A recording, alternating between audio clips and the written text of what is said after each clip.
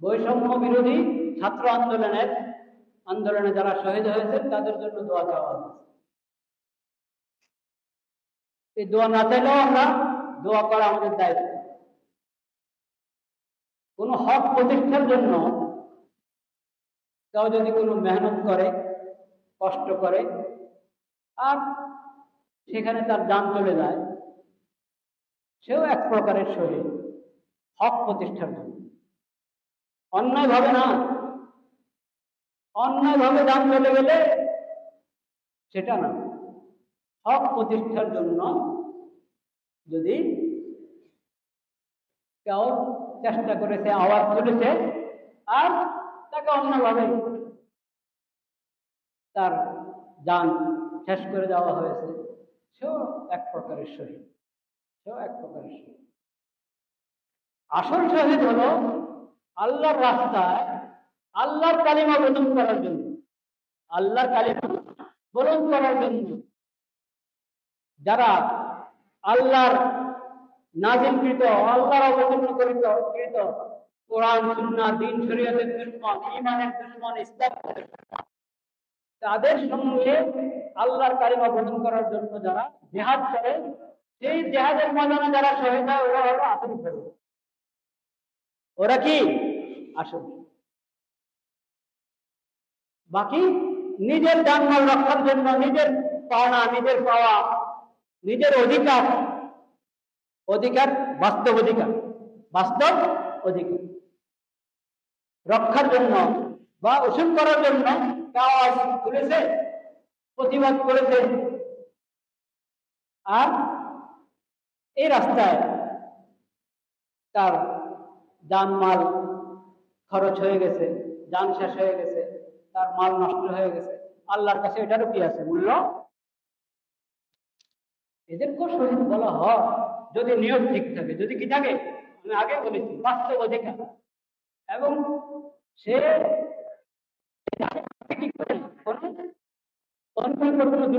করে না, তার অধিকারের আওয়াজ সে তুলেছে, কিন্তু তার উপর জুলুম করে তাকে হত্যা করা হয়েছে। তাহলে এর ব্যাপারেও হাদিস শরীফে আছে, মান কুতিলা দুনা মালিহি ফাহুয়া শহীদ। শহীদের অনেক প্রকার আছে। কাউ হঠাৎ করে মনে করেন ইন্তেকাল করে গেল, আল্লাহ না করেন কোথাও আগুন ধরলো, আর ওখানে পড়ে গেল, জান চলে গেল যাদের, এরাও শহীদ। কিন্তু এটা মনে রাখতে হবে, শহীদ শব্দ বেশি বেশি বলে আসল শহীদদেরকে ভুলে যাবেন, আসল শহীদদেরকে ভুলে যাবেন। লা ইলাহা ইল্লাল্লাহ, লা ইলাহা। আসল শহীদদের জন্য দোয়া যায়। এটাকে আমরা ধরবো না যে এটা বৈষম্য করা হয়েছে, এটা ধরবো না, এবং এটাই আমরা ব্যাখ্যা করব যে এদের জন্য হয়তো দোয়া কম হবে, এই জন্য এদের দোয়ার কথা স্মরণ করে দেওয়া হয়েছে। আর আসল তাদের জন্য প্রত্যেক মুজাহিদদের জন্য দোয়া করা, আল্লাহর রাস্তার শহীদদের জন্য দোয়া করা, এটা তো নিজের স্বার্থে, নিজের আসল কথা শুনি।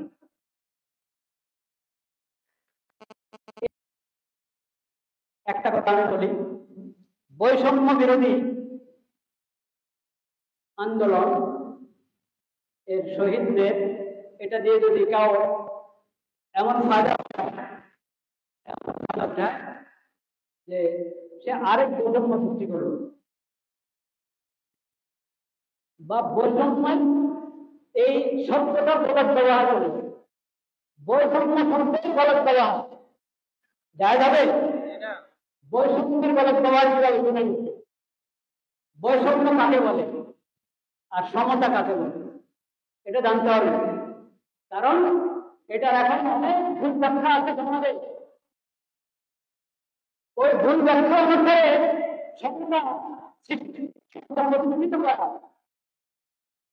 বৈষম্য দূর করা ভুল ব্যাখ্যা, এটা শহীদের রক্তের সাথে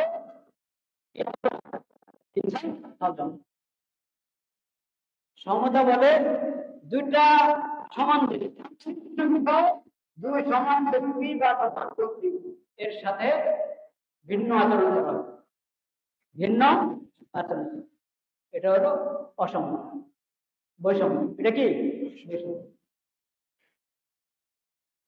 اللهم اجعل صلواتك ورحمتك وبركاتك على سيد المرسلين وإمام المتقين وخاتم النبيين محمد عبدك ورسولك إمام الخير وقائد الخير ورسول الرحمة. اللهم ابعثه مقاما محمودا يغبطه به الأولون والآخرون. أعوذ بالله من الشيطان الرجيم. وسارعوا إلى مغفرة من ربكم وجنة عرضها السماوات والأرض أعدت للمتقين.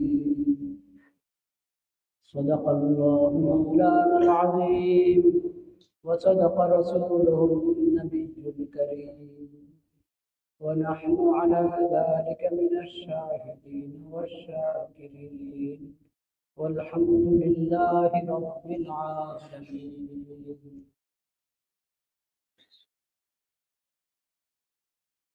জুমার নামাজের আগে, খুতবার আগে যে বয়ান,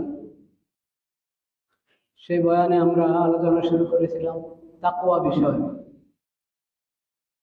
প্রসঙ্গটা ছিল নবী করিম সাল্লাল্লাহু আলাইহি ওয়াসাল্লাম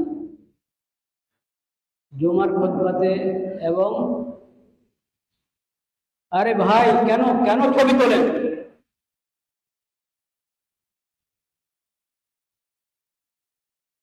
ক্যামেরা নিয়ে, স্মার্টফোন নিয়ে আমরা মসজিদের ভিতরে না ঢুকি। একটা বিষয় এতবার কেন বলতে হবে? জুমার দিন আল্লাহর ঘর মসজিদে আসছি জুমার নামাজের জন্য, এটা তো ইবাদত। ইবাদত তো পরিদর্শন করার জন্য নয়।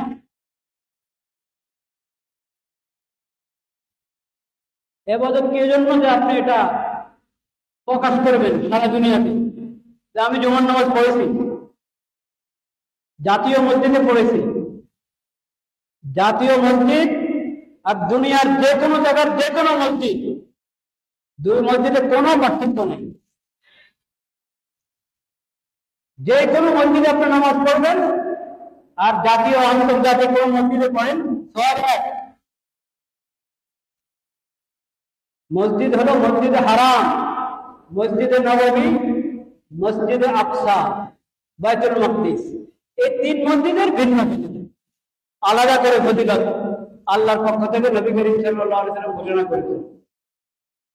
এছাড়া অন্য সকল মসজিদের ফজিলত বরাবর, যে কোনো জামে মসজিদ আর এই জামে মসজিদ বরাবর।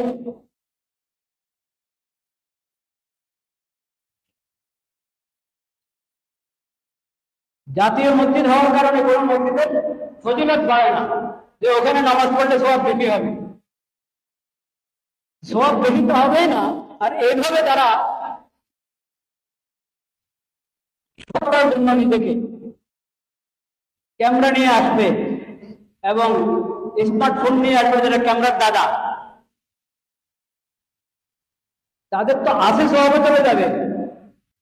আপনি যদি বলেন যে আমি মুসলমানদেরকে মহব্বত করি, খতিব সাহেবকে মহব্বত করি, মহব্বত না আমি ধারণ করতে পারছি। মহব্বতের কারণে আপনি মোবাইলে ধারণ করবেন না, দিলে ধারণ করেন, দিলে ধারণ করেন, ক্যামেরাতে মোবাইলে ধারণ করবেন না। আর আপনি তো ধারণ করে রাখেন না। বেশিরভাগ মানুষের এটা ইয়ে করে হলো নুমায়াতের জন্য, এটা মানে পরে ছাড়বে নেটে, শেয়ার করবে।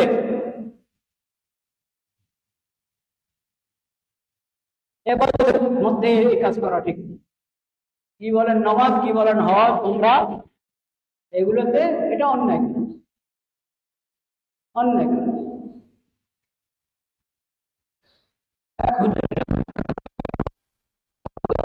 সাক্ষাৎ হলো, তো আরেকজন তুমি যাবো কোন জায়গা থেকে ছবি উঠবে, আরে কেন এটা আবার আমি অমুক অমুক লোকদেরকে দেখেছি, ওনাদের মজলিসে বসতে পেরেছি বা ওনাদের মজলিসে আমি ছিলাম, এগুলা সব তো রিয়া, লৌকিকতা। আপনি হয়তো নিয়োগ করছেন না লৌকিকতা, কিন্তু এই লৌকিকতা হয়ে যাচ্ছে, লোক দেখানো হয়ে যাচ্ছে। যে কোনো কাজ করবেন আল্লাহ সন্তুষ্টির জন্য করবেন।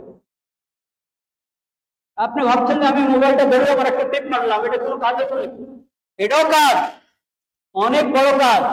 এই কাজ কি জন্য করছেন, কি উদ্দেশ্যে করছেন, কি নিয়তে করছেন, ওটা আপনাকে ভাবতে হবে।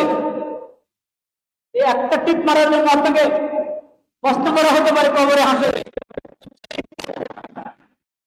লা ইলাহা ইল্লাল্লাহ, লা ইলাহা ইল্লাল্লাহ।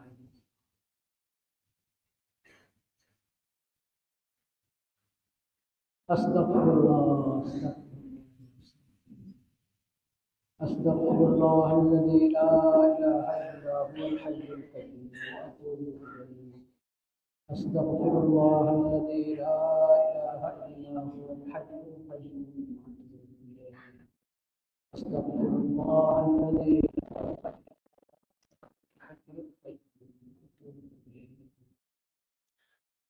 লা ইলাহা ইল্লাল্লাহ। তো আমি বলছিলাম নবী করিম সাল্লাল্লাহু আলাইহি ওয়াসাল্লাম জুমার খুতবায়, ঈদের খুতবায়, অন্য যে কোনো গুরুত্বপূর্ণ বিষয় যখন আল্লাহর হামদ সানা সম্বলিত খুতবা পাঠ করতেন, ওই খুতবার মধ্যে হামদ সানা এবং কালিমায়ে শাহাদাতের পর নবী করিম সাল্লাল্লাহু আলাইহি ওয়াসাল্লাম তাকওয়ার কয়েকটি আয়াত তেলাওয়াত করতেন। ঠিক সঙ্গে তাকওয়ার আলোচনা শুরু হয়েছে। আজকেও আমরা সূরা আলে ইমরান 3 নম্বর সূরা থেকে একটি আয়াত তেলাওয়াত করেছি। এখানে আল্লাহ রাব্বুল আলামিন মুত্তাকিদের গুণাবলী বর্ণনা করেছেন। মুত্তাকি কেমন হয়ে থাকে, মুত্তাকিদেরকে আহ্বান করেছেন, মুমিনদেরকে আহ্বান করে আল্লাহ রাব্বুল আলামিন বলেছেন যে তোমরা আল্লাহর মাগফিরাত অর্জন করার জন্য দৌড়াও। কার আগে কে যেতে পারবে? আল্লাহর মাগফিরাত অর্জন করো, আল্লাহর জান্নাত লাভ করো।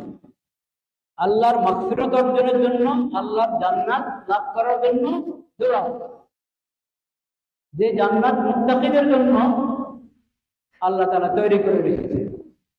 এই প্রসঙ্গে আল্লাহ বলেছেন মুত্তাকি কারা, মুত্তাকিদের গুণাবলী কেমন হয়, ওই আয়াতগুলো আমরা আজকে পড়ার চেষ্টা করব ইনশাআল্লাহ।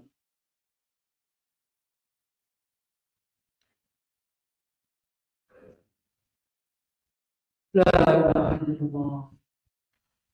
وسارعوا إلى مغفرة من ربكم وجنة عرضها السماوات والأرض أعدت للمتقين الذين ينفقون في السراء والضراء والكاظمين الغيظ والعافين عن الناس والله يحب المحسنين والذين إذا فعلوا فاحشة أو ظلموا أنفسهم ذكروا الله فاستغفروا لذنوبهم ومن يغفر الذنوب إلا الله ولم يصروا على ما فعلوا وهم يعلمون أولئك جزاؤهم مغفرة من ربهم وجنات تجري من تحتها الأنهار خالدين فيها ونعم أجر العاملين। আল্লাহ মুমিনদের বলছেন যে তোমরা তোমাদের রবের মাগফিরাত অর্জন করার জন্য দৌড়াও। ওয়া জান্নাতিন আরযুহাস সামাওয়াতু ওয়াল আরদ, ওই জান্নাত লাভ করার জন্য দৌড়াও যেই জান্নাতের প্রশস্ততা সমস্ত আসমান জমিন। উইদ্দাত লিল মুত্তাকিন, এই জান্নাত আল্লাহ কার জন্য প্রস্তুত করে রেখেছেন? মুত্তাকিদের। কারা মুত্তাকি? আল্লাযীনা ইউনফিকুনা ফিস সাররা'i ওয়াদ-দাররা, যারা সব অবস্থায় আল্লাহর রাস্তায় খরচ করে, যখন অভাব অনটন নাই, অবস্থা ভালো, তখনও আল্লাহ রাস্তায় খরচ করে, যখন খুব সংকট অভাব তখনও আল্লাহ রাস্তায় খরচ করে। ওয়াল কাযিমিন আল গাইজ, মুত্তাকিদের আরেকটা গুণ হলো তারা গোসা দমন করে। রাগ হতেই পারে, মানুষ বিভিন্ন পরিস্থিতি অবস্থা এমন আসে রেগে যায় মানুষ, কিন্তু আল্লাহ পছন্দ করেন আল্লাহর বান্দাদেরকে রেগে গেলে, রাগ উঠলে তারা নিজের রাগকে নিয়ন্ত্রণ করে ফেলে, গোসা দমন করে। ওয়াল আফিনা আনিন নাস, এবং মানুষকে ক্ষমা করে দেয়। কয়টা গুণ হলো? তিনটা। মুত্তাকিদের একটা গুণ, ওরা নেক কাজে খরচ করে সর্বাবস্থায়। যখন অভাব অনটন, ব্যবসা খুব লস, যার যে আয়ের উৎস সংকীর্ণ হয়ে এসেছে, খুব সংকট, তখন খরচ করার পরিমাণ কমাও, কিন্তু একবার বাদ দিয়ে যে এখন তো নিজেই পাই না, কার জন্য আবার খরচ করবো, কিভাবে দান করবো, না, তখনও দান করবো কম। এখনের অবস্থা হিসেবে যা তোমার সাথে আছে সামান্য হলেও খরচ করবো, একবারে বন্ধ করে দিলাম। আর যখন অবস্থা ভালো, উপার্জন যথাযথ হচ্ছে, নিজের আশার চেয়েও ভালো হচ্ছে, তখন তো দান করবেই। মুত্তাকিদের একটা গুণ হলো আল্লাহ রাস্তা দান করে, নেক কাজে খরচ করে। অপচয়ের কথা বলা হয়নি,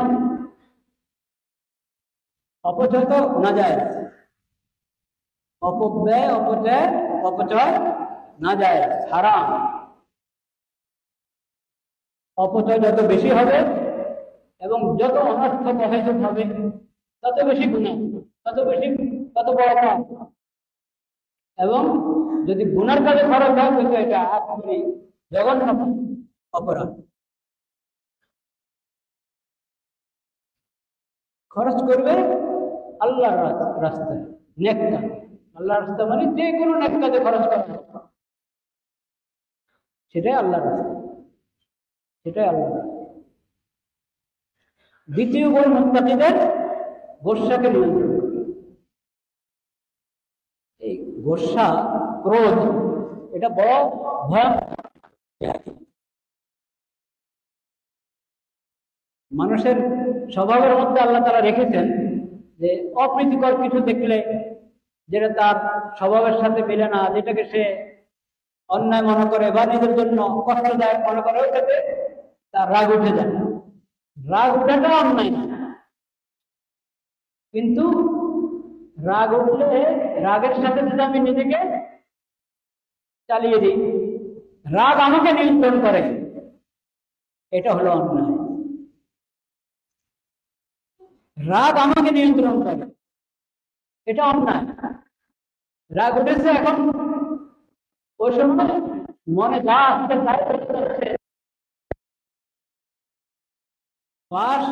রাগ কাউকে নিয়ন্ত্রণ করবে, মুমিনকে, এটা হতে পারে। মুমিনের সিফত, মুত্তাকির সিফত হলো সে রাগকে নিয়ন্ত্রণ করে। যখন দেখলো আমি রেগে গেছি, এখন চুপ থাকতে হবে, কিছু বলবো ভাবতে হবে এটা বলা উচিত কিনা, বললে কিভাবে বলবো, কিছু করতে চাচ্ছি, করা উচিত কিনা, করলে কিভাবে করবো। যদি এই বিবেচনা শক্তি হারিয়ে ফেললাম, এত গেলাম, বিবেচনার শক্তি হারিয়ে ফেললাম, তাহলে বাস্তবে অবস্থা পরিবর্তন করবে। এখান থেকে সব নিজে সরে যাও, যার উপর রেগে গেছে তাকে সরিয়ে দাও, বা নিজে সরে যাও, নিজের অবস্থা পরিবর্তন করে শুয়ে পড়ো, যাও ভিতরের কামরা গিয়ে শুয়ে পড়ো, শোয়ার জায়গা পাচ্ছে না, বসে যাও, মাপ চাই না, ভাই এখন আমি কথা বলবো, একটু আমি শান্ত হই, তারপরে এখন কথা বলবো। খামোশ হয়ে যাবে। তাও নিয়ন্ত্রণ করতে পারছে না, থেকে যাও অজু করো, অজু করো, অজুর অজুর পানি যখন আমি অজু করবো, পবিত্রতা অর্জন করবো, এটা রাগটা গোসা যখন নিয়ন্ত্রণ হারা হয়, মানে হলো প্রভাব। কার প্রভাব?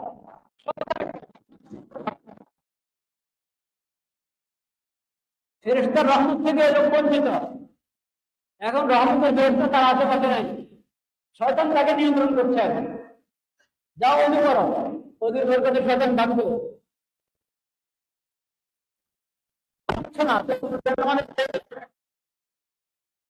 নামাজে দাঁড়িয়েছে, আউযুবিল্লাহ পড়ো, আউযুবিল্লাহ প্রথমেই পড়ো, আউযুবিল্লাহ। আমি আল্লাহর আশ্রয় গ্রহণ করছি মরদুদ শয়তান থেকে।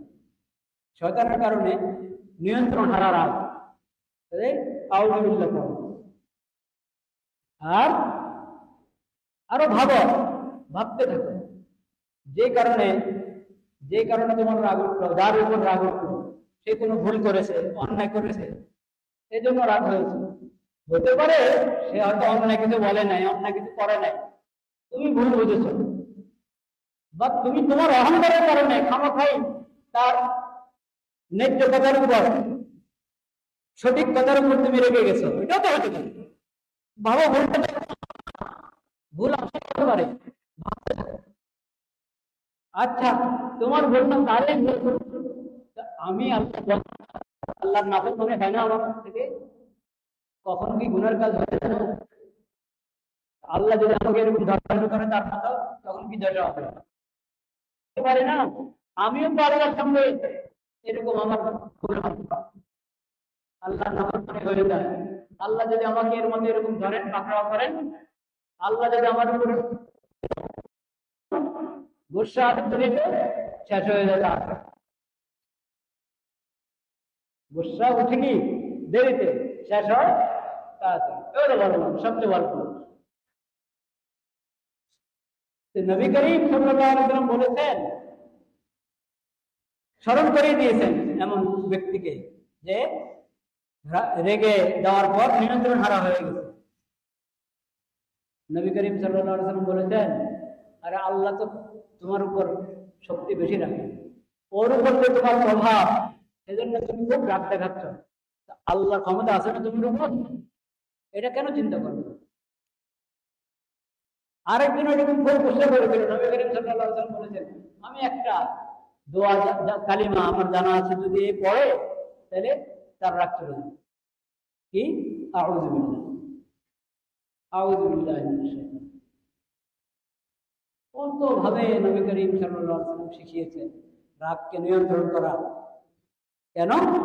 এই রাগ এটা মানুষকে অপ্রীতিকর, অন্যায় অনেক কথা এবং কাজের মধ্যে ফেলে দেয়। সেজন্য মুমিন এবং মুত্তাকি বিশেষভাবে, সব মুমিনকে তো মুত্তাকি হতে হবে। আল্লাহ রাব্বুল আলামিন বলেছেন, আল্লাহ এত বড় জান্নাত, যার প্রশস্ততা সকল আকাশ জমিন সব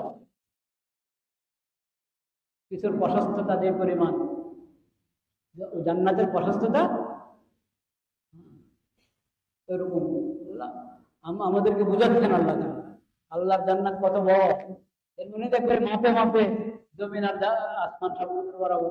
আসমানের জমিনেরটা তো মেপে ফেলেছেন আপনি, কিন্তু আসমানেরটা মাপছেন? এক এক আসমানের পরিধি কতটুকু মাপা যায়। বিজ্ঞান এখন কোথায় আছে? মহাকাশে আছে। এখনো মহাকাশের জায়গা হলো কত আসমানের নিচে। আল্লাহর বানানো যে আসমানগুলো, ওই আসমানগুলো প্রথম আকাশের নিচে হলো বিজ্ঞানীদের কি মহাকাশ। এই মহাকাশের মধ্যে তাদের বিচরণ, ওটার গবেষণা করে এখনো শেষ করতে পারে না।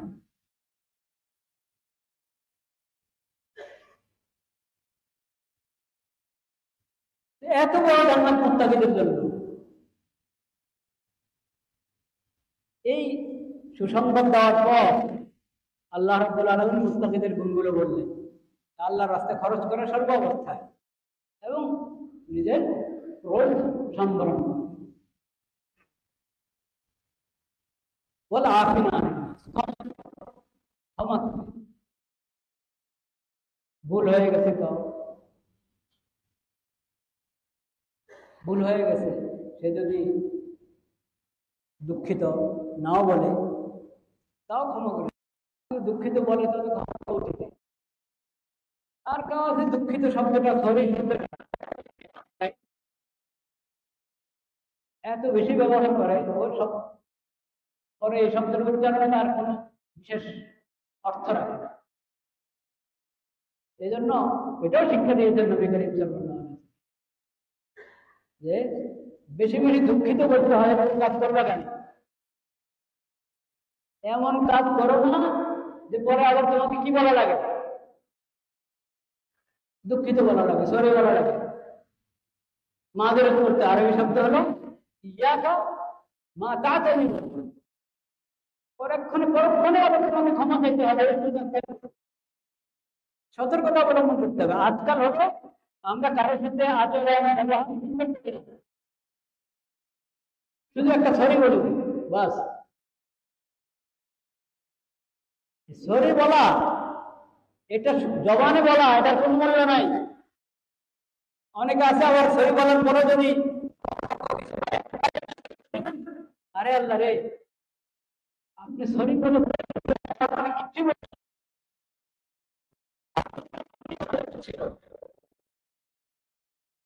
সরি ঘটনা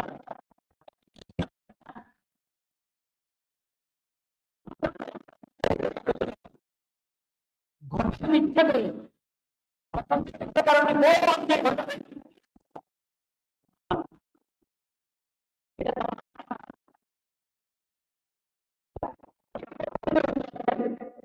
দিল হইতে হবে।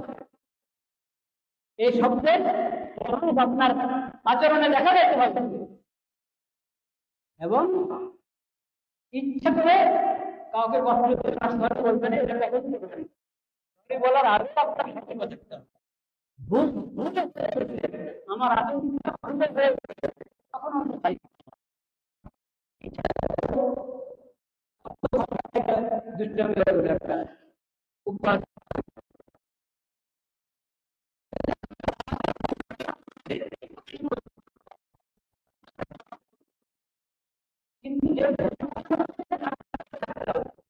আমি কেন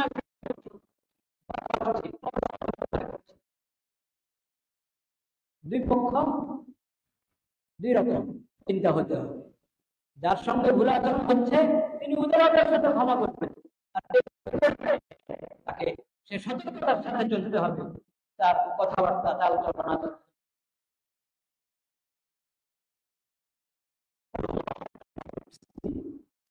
আল্লাহ রাব্বুল আলামিন মুহসিনদেরকে কি করেন? পছন্দ করেন, ভালোবাসেন। মুহসিন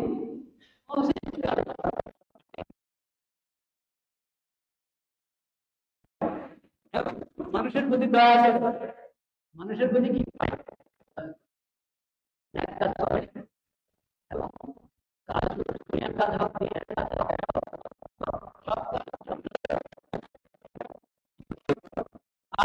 মানুষের প্রতি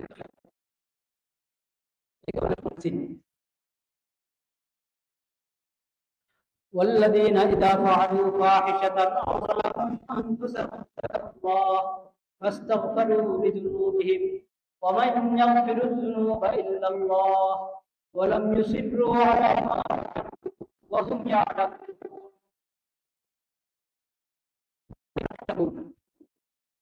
অনেক গুরুত্বপূর্ণ গুণ মুত্তাকি, এই গুণ সব মুমিনের মধ্যে থাকা যায়, মুত্তাকিদের সব গুণে থাকা যায়, কিন্তু এটা একবারে খুব প্রয়োজন, আমাদের সবার প্রয়োজন এটা।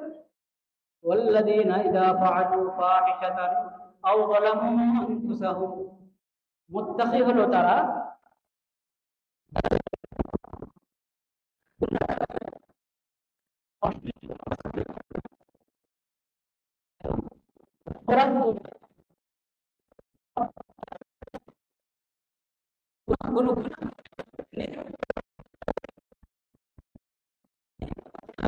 আল্লাহ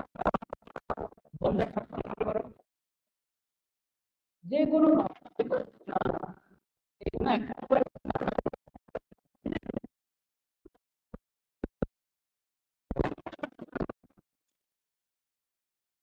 এই গুণাটা অন্যের উপর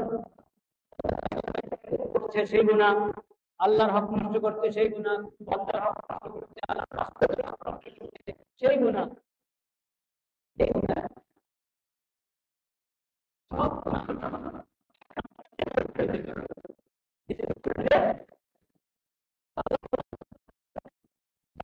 কোন গুনার কাজ করে ফেলেছে, অশ্লীলতা বা অন্য যে কোনো অপরাধ বা গুণা করে জুলুম করে নিজের উপর অত্যাচার করে ফেললো,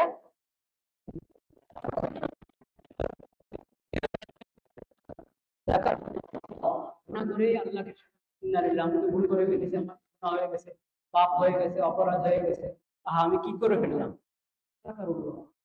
আল্লাহর কথা স্মরণ করুন। আল্লাহ যদি আমাকে ধরে, আল্লাহ যদি ক্ষমা না করলেন, আল্লাহ আপনি মেহরবানি করে আমাকে ক্ষমা করুন, দয়া করে মুমিনের এটা হলো কাজ। গুনাহ হতে পারে, হয়ে যায়, মানুষের কি করা যাবে, দুর্বল, আমরা দুর্বল, কিন্তু গুনাহ হয়ে গেলে ওটার উপরে জমে থাকা, গুনার উপরে জমে থাকা এটা কঠিন। মুমিন মুত্তাকি কোন সময় নফসের শয়তানের ধোঁকায়, প্রতারণায় গুনাহ হয়ে গেলে পরক্ষণে সে সতর্ক হয়ে যায়, না এটা তো আমি অন্যায় করে ফেলেছি,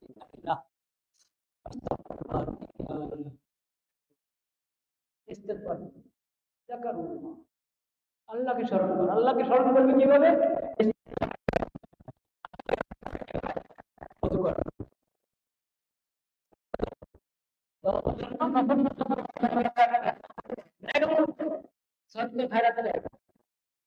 হাদিস শরীফে বলা হয়েছে, কোরআন মাজিদে আছে, ইন্নাল হাসানাত ইউযহিবনা সাইয়্যাত, কোন পাপ হয়ে গেছে, গুনাহ হয়ে গেছে, জমে থাকবে না পাপের উপরে, তওবা করো, সাথে সাথে ইস্তেগফার করো, নেক আমল করো। কি নেক আমল? আপনি যে ফরজ নামাজের সময় এসে তাড়াতাড়ি ফরজ করতে জামাতের সাথে নামাজ আদায় করো, আল্লাহর কাছে কাঁদতে থাকো, দোয়া করতে থাকো, সাদকা খায়রাত করো, তাসবিহ পড়ো, দুরূদ শরীফ পড়ো, কোরআন তেলাওয়াত করো, নেক আমল করো, নেক আমল করো। নেক আমল কি করবে? গুনাহকে ধুয়ে ফেলবে, নেক আমল গুনাহকে ধুয়ে ফেলবে। নেক আমল গুনাহ ভাসিয়ে দিবে। কিন্তু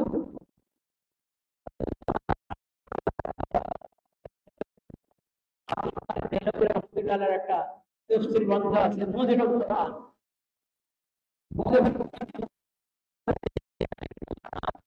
ইবনে সাইয়্যাদ, এই আয়াতের প্রতি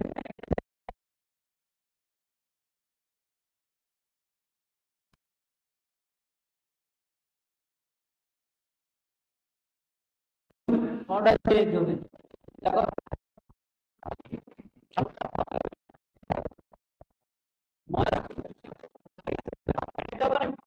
ভালো করে নেক আমল এটা গুনাহ দূর করে দেয়, গুনাহ ভেঙে ফেলে। গুনাহ যদি অনেক বেশি হয়, জঘন্য হয়, অপরাধ অনেক জঘন্য পরিমাণে অনেক বেশি, তাহলে সামান্য নেক আমল হবে না, অনেক নেক আমল লাগবে, অনেক সাদকা খায়রাত করো, অনেক নফল নামাজ পড়ো, অনেক বেশি ইস্তেগফার করো, তওবা তো করতে হবে। তওবা তো মূল কথা, মাগফিরাত পাওয়ার জন্য এক নম্বর কথাই কি? তওবা, ইস্তেগফার এবং যাকারুল্লাহ, আল্লাহকে স্মরণ করো, ফাস্তাগফিরু লিযুনুবিহিম, আল্লাহর কথা মনে পড়ে গেছে, হ্যাঁ আমি না আল্লাহর বান্দা, আল্লাহর নাফরমানি করে ফেললাম, আল্লাহর হক নষ্ট করলো, আল্লাহর নাফরমানি হলো, আল্লাহর কোনো বান্দার হক নষ্ট করলো, কি হলো? আল্লাহর নাফরমানি। ফাস্তাগফিরু লিযুনুবিহিম, এই গুনার জন্য, গুনার কারণে সে আল্লাহর কাছে ক্ষমা প্রার্থনা শুরু করলো, ইস্তিগফার করা শুরু করলো। আল্লাহ ছাড়া গুনাহ ক্ষমা করবে আর কে? আল্লাহ ছাড়া কেউ আসেন না ক্ষমা করো? আল্লাহ একমাত্র ক্ষমা করতে পারে। এই আকীদা, এই বিশ্বাস থেকে, এই অনুভূতি থেকে এই ইস্তিগফার করা শুরু করব, আল্লাহর কাছে ক্ষমা প্রার্থনা শুরু করব। আস্তাগফিরুল্লাহাল্লাযী লা ইলাহা ওয়া আতুবু ইলাইহি। ইস্তিগফারের শব্দমালা কোরআনে হাদিসে অনেক আছে। আনতা ওয়ালিয়ুনা ফাগফির লানা যুনুবানা ওয়ারহামনা ওয়া আনতা খায়রুর রাহিমিন। আনতা ওয়ালিয়ুনা, হে আল্লাহ আপনি আমাদের অভিভাবক। ফাগফির লানা যুনুবানা, ফাগফির লানা ওয়ারহামনা, আমাদেরকে ক্ষমা করেন। ফাগফির লানা ওয়ারহামনা, আমাদেরকে ক্ষমা করেন, আমাদের প্রতি দয়া করেন। ওয়া আনতা খায়রুর রাহিমিন, আপনি তো সবচেয়ে উত্তম ক্ষমা, উত্তম দয়াবান, আপনি তো দয়া করতে পারেন।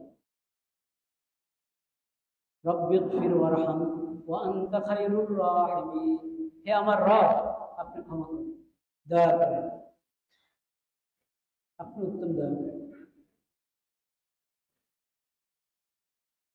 রব্বানা ইগফির লানা যুনুবানা, রব্বানা ইন্নানা আমান্না ফাগফির লানা যুনুবানা ওয়া কিনা আযাবান নার।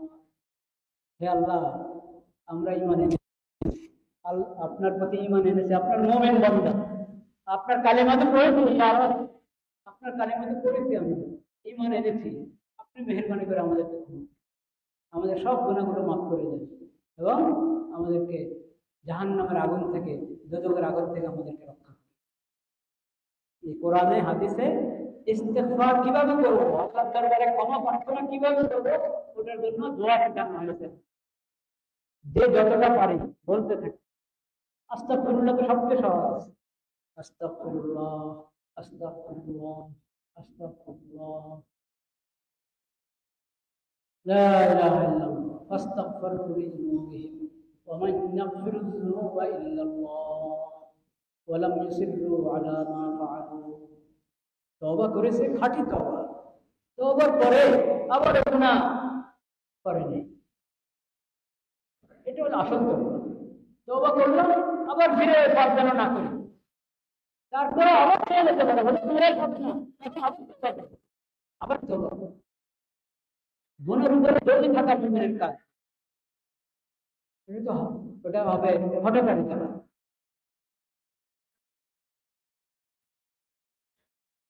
ওয়াহুম ইয়ালামুন, জেনে শুনে মুমিন গুনার উপরে জমে থাকবে, এটা হতে পারে। যখন আমি বুঝে ফেলেছি যে আমার অন্যায় হচ্ছে, অপরাধ হচ্ছে, গুনাহ হচ্ছে, সেটাতে আল্লাহ স্মরণ করো, ইস্তিগফার করো, তওবা করো।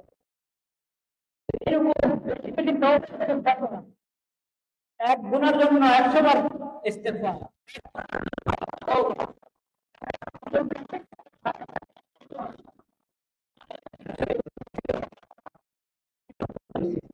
এটা কার সিফাত? মুত্তাকিদের সিফাত। উলাইকা জাযাউহুম মাগফিরাতুম মির রাব্বিহিম ওয়া জান্নাতুন তাজরি মিন তাহতিহাল আনহার খালিদিনা ফিহা ওয়া নি'মা আজরুল আমিলিন। যে মুত্তাকি তাদের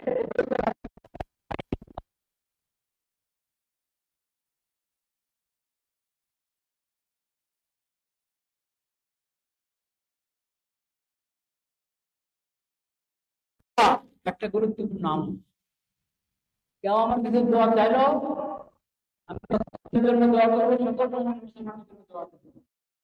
দোয়া না চাইলে দোয়া করবো, ঠিক কিনা? আজকে বিশেষভাবে দোয়া দেওয়া হয়েছে জুলাই এবং আগস্টের শহীদদের জন্য।